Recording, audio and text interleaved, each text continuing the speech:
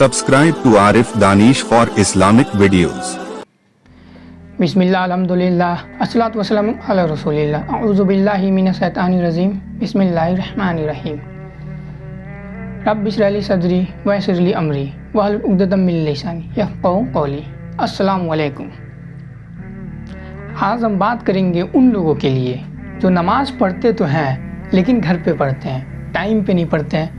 छोटी सी बीमारी हो जाए, जुकाम, सर्दी, खांसी या फिर जॉब के लिए वो नमाज़ घर पे पढ़ते हैं। सोचते हैं कि ये कर लेते हैं फिर नमाज़ घर पे पढ़ेंगे, लेकिन ये नहीं पता या फिर पता भी होगा कितनों को कि नमाज़ घर पे पढ़ने की इजाज़त ही नहीं है। फ़र्ज़ नमाज को नबी साहब ने कहा है कि तुम्हारी सिर कट जाए, तुम्हें मारा जाए, पीटा जाए, फिर भी तुम्हें घर पे नमाज़ पढ़ने की इजाज़त नहीं है। अगर तुम जंग में और तुम्हारे गर्दन कट जाए फिर भी तुम्हें नमाज़ छोड़ने की इजाज़त नहीं है। फिर हम घर पे नमाज़ कैसे पढ़ सकते हैं? एक सहाबा के वाक़या बताते हैं आप लोगों को, जो ब्लाइंड थे, अंधे थे, नाबीना थे और बूढ़े हो चुके थे और उनके घर से मस्जिद भी काफ़ी दूर था। तो वो सहाबा नबी पाक सल्लल्लाहु अलैहि वसल्लम के पास अपनी बात रखा, या अल्लाह के रसूल, मेरे घर से मस्जिद काफ़ी दूर है, क्या मैं घर पे नमाज़ पढ़ सकता हूँ? क्योंकि मैं नाबीना हूँ और मुझे आने में दिक्कत होती है, मुझे लाने वाला भी कोई नहीं है। तो अल्लाह के रसूल ने एक ही सवाल पूछा, क्या अज़ान तुम्हारे कान तक पहुँचती है? तो उन्होंने कहा जी अल्लाह के रसूल। तो फिर कहा तुम्हें घर पे नमाज़ पढ़ने की इजाज़त नहीं है, मस्जिद में आके अदा करनी होगी। 3 बार वो ये हुज़ूर को उन्होंने पेश किया, इसको 3 बार। बुखारी शरीफ की हदीस है। जब चौथा हुज़ूर उन्होंने पेश किया, नबी साहब के पास अपना बात को रखा कि अल्लाह के रसूल, मेरे घर से मस्जिद काफ़ी दूर है और मैं बूढ़ा हो चुका हूँ और मैं अंधा भी हूँ और मैं किसी दरख्त में लग के अपने आप को नुकसान ना पहुँचा लूँ, क्या मैं घर पे नमाज़ पढ़ने की मुझे इजाज़त है? क्या मैं घर पे नमाज़ पढ़ लूँ? तो उन्होंने एक ही सवाल पूछा, क्या आज़ान की आवाज़ पहुँचती है तुम्हारे तक? उन्होंने कहा जी अल्लाह के रसूल।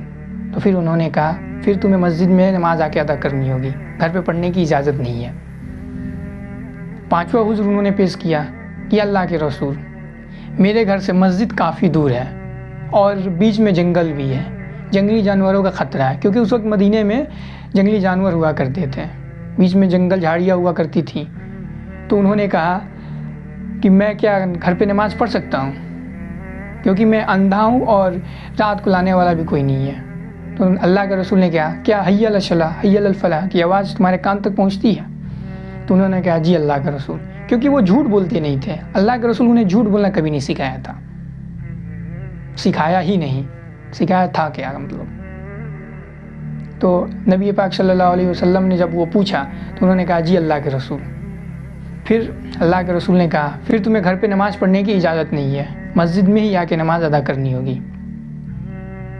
6ठा हुज़ूर उन्होंने पेश किया कि अल्लाह के रसूल, मैं जैसा हूँ आपके सामने हूँ, मेरी झुर्रियाँ आ चुकी है, मेरे हड्डी कमज़ोर पड़ चुके हैं और मैं अंधा हूँ, मैं नाबीना हूँ, क्या मुझे घर पे नमाज़ पढ़ने की इजाज़त है? अल्लाह के रसूल ने फिर एक ही सवाल पूछा किया, क्या तुम्हारे कान तक आज़ान की आवाज़ पहुँचती है? उन्होंने कहा जी अल्लाह के रसूल। फिर अल्लाह के रसूल ने कहा फिर तुम्हें मस्जिद में आके नमाज़ अदा करनी होगी, घर पे पढ़ने की इजाज़त नहीं है। फिर हम और आप 6ठा हुज़ूर क्या अल्लाह के सामने पेश करेंगे? कौन सा बहाना देंगे? जब उन्हें 6 हुज़ूर पेश करने पे भी इजाज़त ना दी गई फ़र्ज़ नमाज को घर पे अदा करने के लिए, फिर हम 6ठा क्या हुज़ूर पेश करेंगे? जब गर्दन कट जाए, मारा जा रहा हो, पीटा जा रहा हो, तब हमें नमाज़ छोड़ने की इजाज़त नहीं है, किसी हाल में हमें नमाज़ अदा करनी होगी। तो फिर हम कैसे, एक छोटी सी जुकाम हो जाती है, बुखार हो जाता है, तो उसके लिए हम घर पे नमाज़ अदा कर देते हैं या फिर नमाज ही छोड़ देते हैं। जॉब कर रहे हैं तो नमाज नहीं पढ़ते हैं, क्या हमें जॉब में टाइम नहीं मिलता है? बेशक मिलता है, मैं जानता हूँ बीच बीच में टाइम मिलता है। आप उस वक्त किसी से कॉल पे बात कर रहे होते हैं या फिर किसी से आप चैट कर रहे होते हैं, लेकिन आप उस टाइम के बीच में अपना नमाज अदा कर सकते थे, लेकिन किया नहीं और सोचते हैं कि बाद में पढ़ लेंगे। जॉब के लिए, ये सब चीज़ों के लिए, जॉब तो छोड़िए, ये तो बहुत बड़ी बात हो गई। हम सोशल मीडिया पे कोई वीडियोस देख रहे हैं तो उसके लिए हम नमाज छोड़ देते हैं। यूट्यूब पे वीडियो देख रहे हैं तो इसको पहले कर लेते हैं पूरा, फिर जाके नमाज अदा करेंगे। گھر پہ ہی ادا کر لیتے ہیں. پوسٹ دیکھ رہے ہیں یا فیس بک پہ یا انسٹاگرام پہ یا پھر ویڈیوز فوٹو، تو اس کے لیے نماز چھوڑ دیتے ہیں. کسی سے چیٹ کرنے کی وجہ سے نماز چھوڑ دیتے ہیں، کسی سے کال پہ بات کرنے سے نماز چھوڑ دیتے ہیں. سب چھوٹی چھوٹی باتوں کے لیے، چھوٹی چھوٹی چیزوں کے لیے نماز چھوڑ دیتے ہیں. کیا ہمیں ان سب چیزوں کا اجازت ہے؟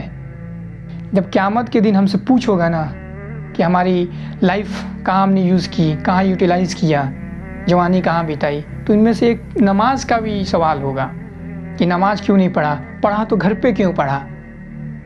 جب اللہ کیوں کہہ دے گا نا تو ہم کچھ بھی جواب نہیں دے پائیں گے. ہم چھوٹے میں جب ہمارے ابا ہم سے کچھ سوال کرتے تھے، غصے میں اگر ہم کوئی غلطی کر دیتے تھے تو غصے میں ہم سے کچھ بات کر رہے ہوتے تھے تو کیا ہم جواب دے پاتے تھے؟ شانت چپ چاپ کھڑے رہتے تھے. اس دن تو وہ بھی جلال میں ہوگا، کیا ہم جواب دے پائیں گے؟ اس دن انبیاء کرام، جو سب انبیاء کرام نبی رسول جو ہیں، اللہ کے سامنے جانے سے ڈر رہے ہوں گے. ہم ایسے اعمال لے کے جائیں گے. ہم سوچ رہے ہوتے کہ ہم نماز نہیں پڑھ رہے ہیں، ماڈرن لائف جی رہے ہیں، بہت ہی بڑی کام کر رہے ہیں. ارے ہم نماز پڑھ رہے ہیں، ماڈرن لائف جی رہے ہیں، اللہ تو ہمیں اور دے رہا ہے. آپ کو ایک واقعہ سناتے ہیں، موسیٰ علیہ السلام کا واقعہ ہے. جب وہ اپنے قوم کو دعوت دے رہے تھے کہ نماز کی طرف آؤ، گناہوں سے پرہیز کرو، نیکی کی طرف آؤ، اگر نہیں آتے ہو تو اللہ تعالیٰ تمہیں یہ عذاب دے گا. تو اس میں سے ایک شخص کھڑا ہوا اور کہا میں جیسے نافرمانی کرتا ہوں اللہ مجھے اور دیتا ہے. تو موسیٰ علیہ السلام کے پاس کوئی جواب نہیں تھا. تو وہ کوہ طور کے پہاڑ پہ گئے اور اللہ سے بتایا کہ اللہ ایسے ایسے تمہارا بندہ کہہ رہا تھا اور تم تو اسے اور دیتے ہو. تب اللہ تعالیٰ نے کہا تھا کہ میں بندے کو سب سے سامنے والے کو، مجھے یا پھر آپ کو کسی کو بھی سب سے بڑا عذاب جو دیتا ہوں نا وہ ہے سجدے کی توفیق چھین لیتا ہوں. اللہ تعالیٰ یہ بول رہا ہے کہ بندے کو میں سب سے بڑا عذاب جو دیتا ہوں نا سجدے کی توفیق چھین لیتا ہوں. تو ہم ماڈرن بن رہے ہیں نا، جو ہمیں نہیں پتا کہ اللہ تعالیٰ ہمیں کتنا بڑا عذاب دے رہا ہے. سب سے بڑا عذاب ہے سجدے کی توفیق چھیننا. اللہ تعالیٰ خود کہہ رہا ہے ہمیں دنیا میں دے رہا ہے عذاب، تو سوچئے آخرت میں کتنا دے گا. ہمیں دنیا میں نہیں چھوڑ رہا ہے، وہ جو آخرت میں چھوڑے گا. اس نے کہہ دیا ہے کہ میں انسانوں سے میں جہنم کو بھر دوں گا. تو جب وہ کہہ رہا ہے تو کیا وہ جھوٹا ہے؟ وہ بھر دے گا، لازمی بھر دے گا. تو ہمیں کوشش کرنا ہے کہ ہم اس میں سے نہ ہوں. ہمیں نافرمانی کرنے میں ایک سیکنڈ نہیں لگتا ہے، برائی کرنے میں. ہمیں نہیں پتا کہ ہم برائی کرے جا رہے ہمارا دل سیاہ پڑ جاتا ہے. پھر ہمیں کچھ سمجھ میں نہیں آتا کہ یہ صحیح ہے یا غلط ہے. جب صحیح اور غلط کا ہمیں فرق سمجھ میں نہ آئے نا تو سمجھے کہ ہم بہت بڑے خسارہ میں ہیں.